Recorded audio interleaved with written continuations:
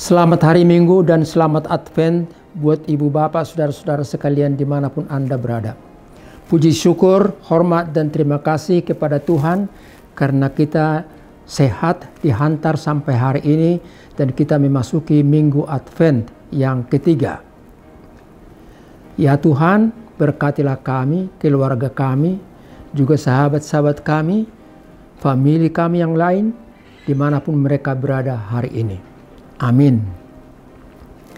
Kasih karunia dan damai sejahtera dari Allah Bapa kita dan dari anaknya Tuhan Yesus Kristus menyertai saudara-saudara sekalian.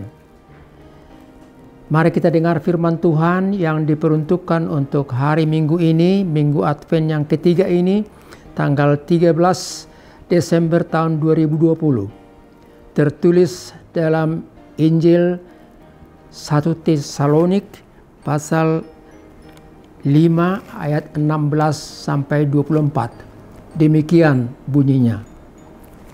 Bersukacitalah senantiasa, tetaplah berdoa, mengucap syukurlah dalam segala hal, sebab itulah yang dikehendaki Allah di dalam Kristus Yesus bagi kamu.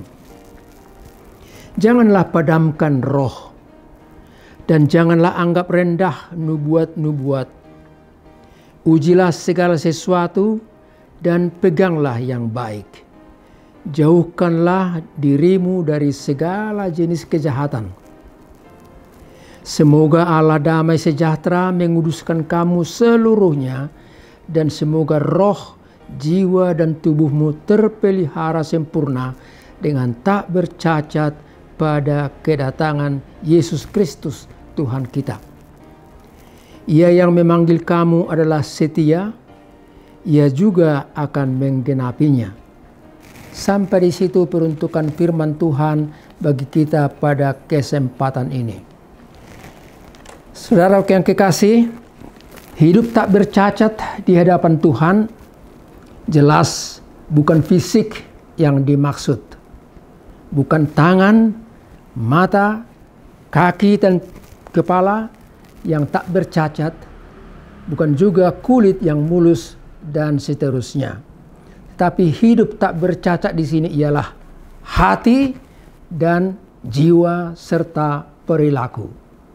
Hati yang cinta kasih kepada Tuhan di atas vertikal memampukan kita untuk cinta kepada sesama manusia dan kepada lingkungan kita horizontal.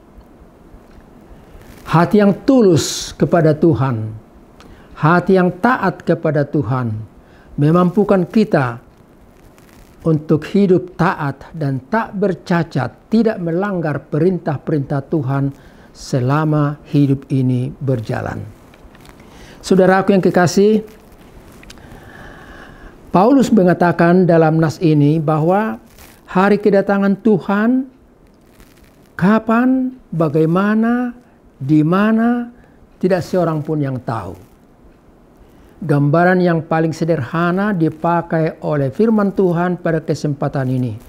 Dikatakan hari kedatangan Tuhan itu seperti pencuri pada malam hari.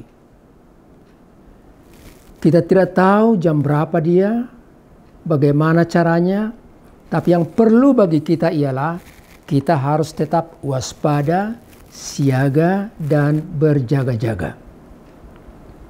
Begitu gambaran sikap kita menghadapi hari kedatangan Tuhan.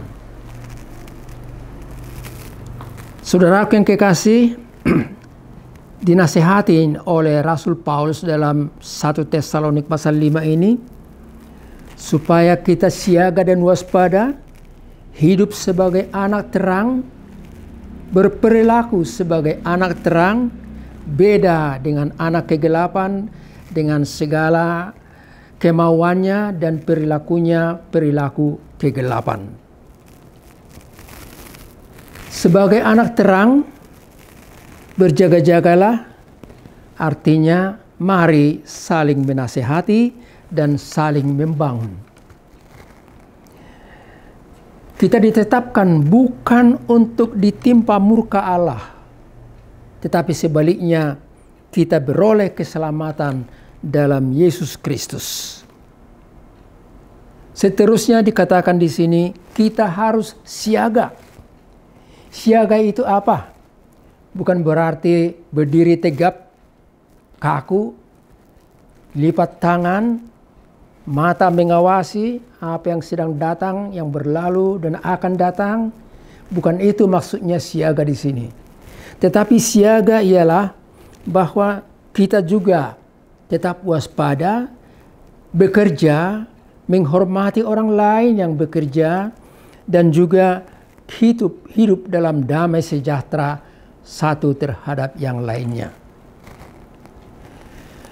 Akhirnya dikatakan di sini, pergunakanlah waktu yang ada. Jangan sia-siakan. Karena hari-hari ini jahat. Dengan perilaku manusianya yang jahat. Itu dikatakan dalam kitab Efesus pasal yang kelima ayat 16 sampai 17. Perhatikanlah supaya jangan ada orang yang membalas kejahatan dengan kejahatan, tetapi lakukanlah yang baik bagi semua orang. Itulah perilaku-perilaku yang tak bercacat dalam nas kita pada kesempatan ini. Saudaraku, dari ayat 16, 17 sampai 18 ada ucapan-ucapan yang mudah kita ingat dan menolong kita untuk menjalani kehidupan ini. Saya simpulkan dengan 3 huruf. BBM. BBM bukan berarti bahan bakar minyak. Tapi seturut dengan firman Tuhan, BBM itu ialah bersukacita, berdoa, dan mengucap syukur dalam segala hal. Ketiga hal inilah menjadi pilar dan energi hidup. Saudaraku, satu bangunan dibangun di atas pondasi yang kokoh dan ada pilar di situ yang mendukung bangunan itu sehingga dia kokoh, tegap, berdiri. Pilar itu ibarat energi.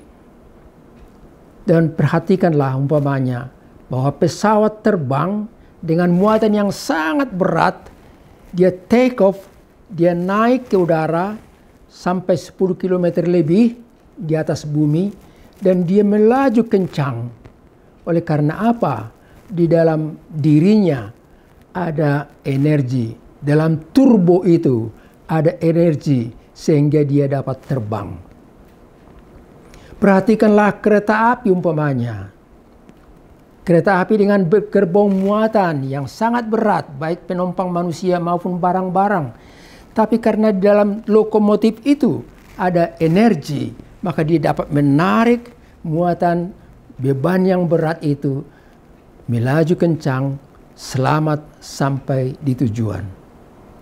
Kalau Anda memakai mobil pribadi, maka Anda juga harus mengetahui bahwa mesin mobil itu punya energi yang membawa Anda melaju kencang di jalan raya, di jalan tol, dan dia juga boleh dikendalikan dengan baik, selamat sampai di tujuan. Kenapa? Karena mobil itu dalam mesinnya ada energi. Demikianlah hidup ini.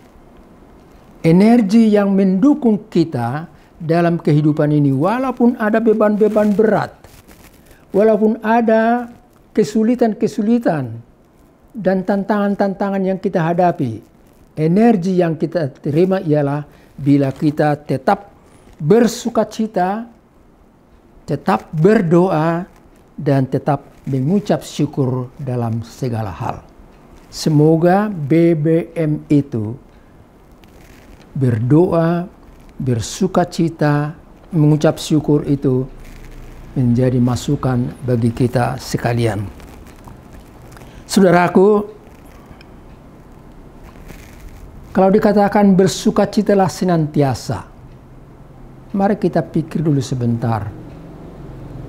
bersukacita senantiasa walaupun ada duka cita, bersukacita walaupun ada yang meninggal dari keluarga dan sahabat, bersukacita walaupun ada kesulitan, tantangan, usaha tidak jadi, rugi.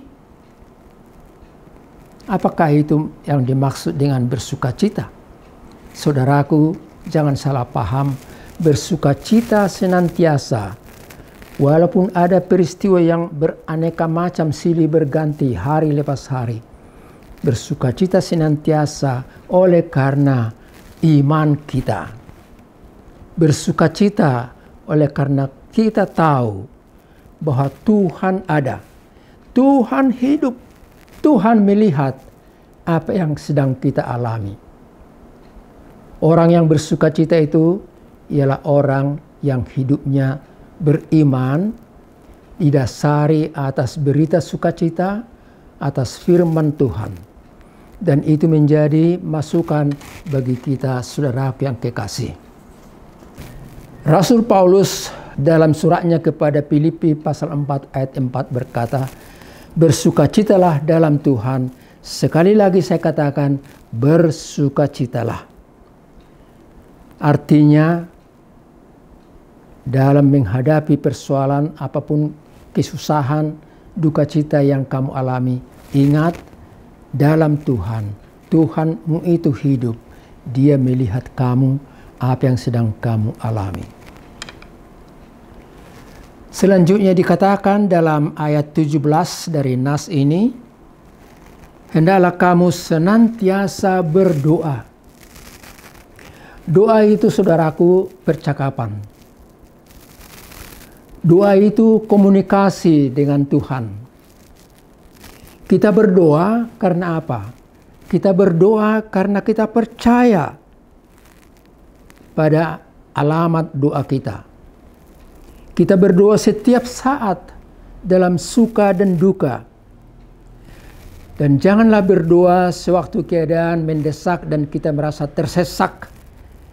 Tetapi sesudah enak dan lega, doa dilupakan. Alamat doa kita harus jelas. Tuhan Yesus dalam Injil Matius pasal 6 ayat 9 sampai 13 berkata, alamat doamu ialah Bapa di sorga.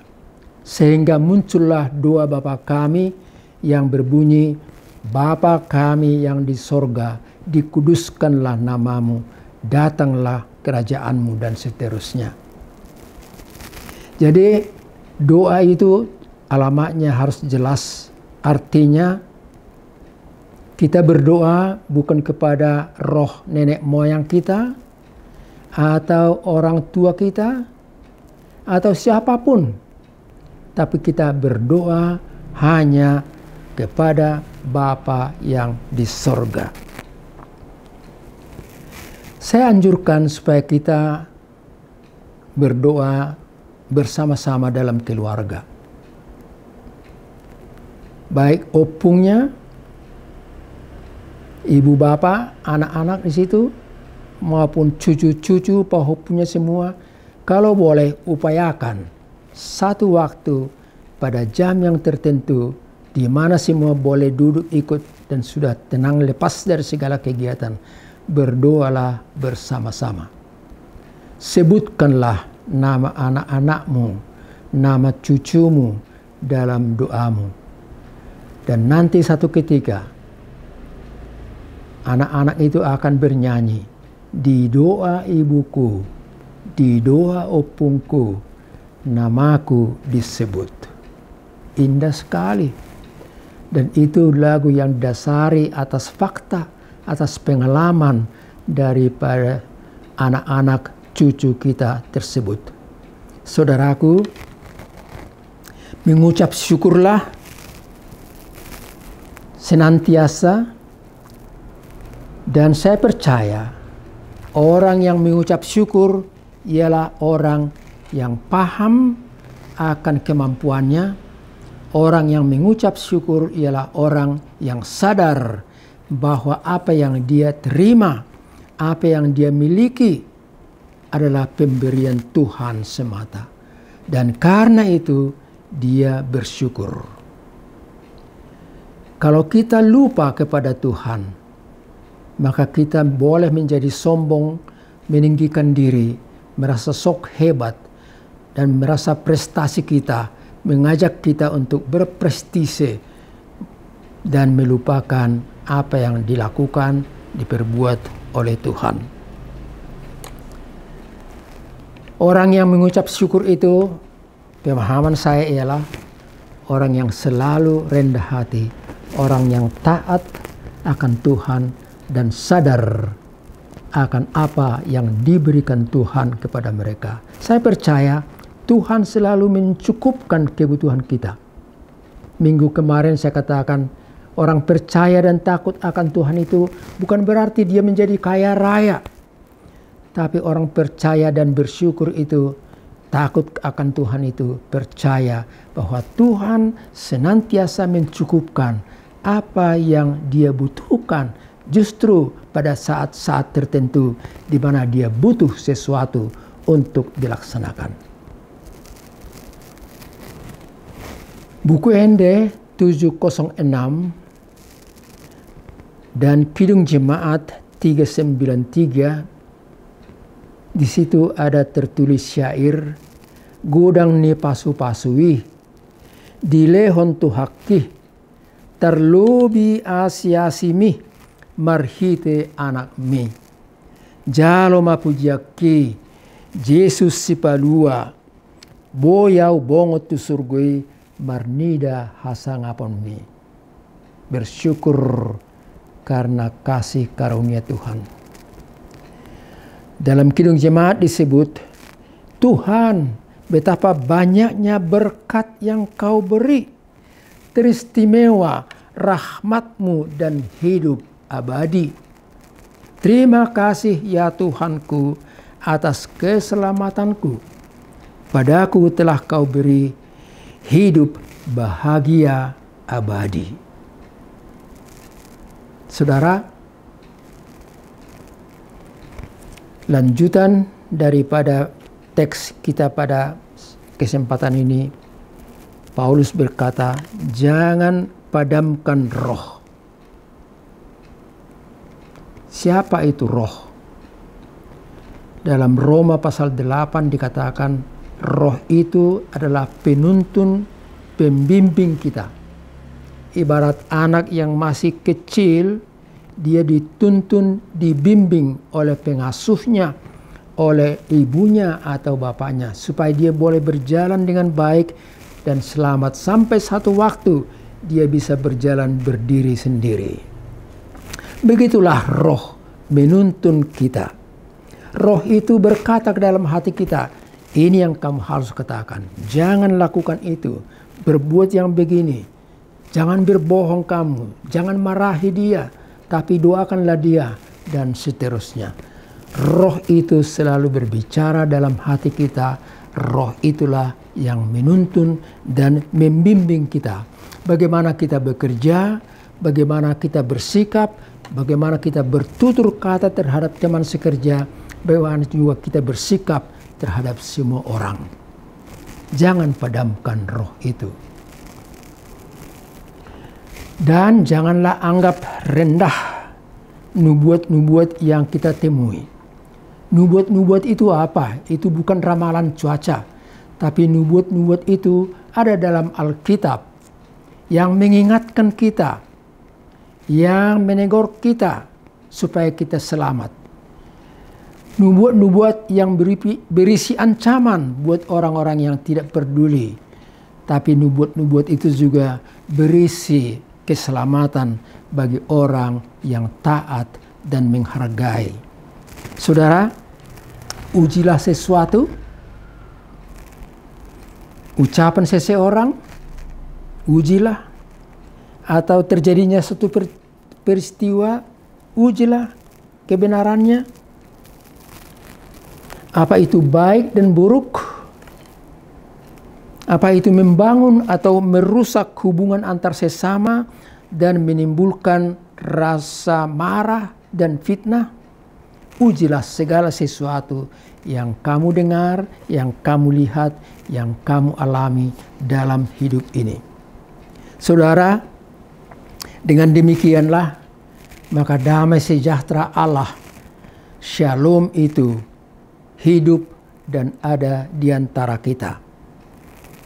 Saudara, saya simpulkan pesan-pesan dari firman ini menyambut kedatangan hari Tuhan, supaya kita tak bercacat, tak bercela di hadapannya selama dalam hidup ini. Waspadalah, bekerjalah, bersukacitalah, dan berdoa. Hidup dalam damai sejahtera, mau dipimpin oleh Roh Tuhan, jauhi perbuatan yang jahat dan tindak kekerasan. Itulah bagian hidup yang baik dan tak bercacat. Saudara, saya akhiri renungan ini dengan satu lagu. Dan lagu ini lagu yang terkenal dan populer. Lagu ini adalah karangan dari George Friedrich Handel tahun 1747.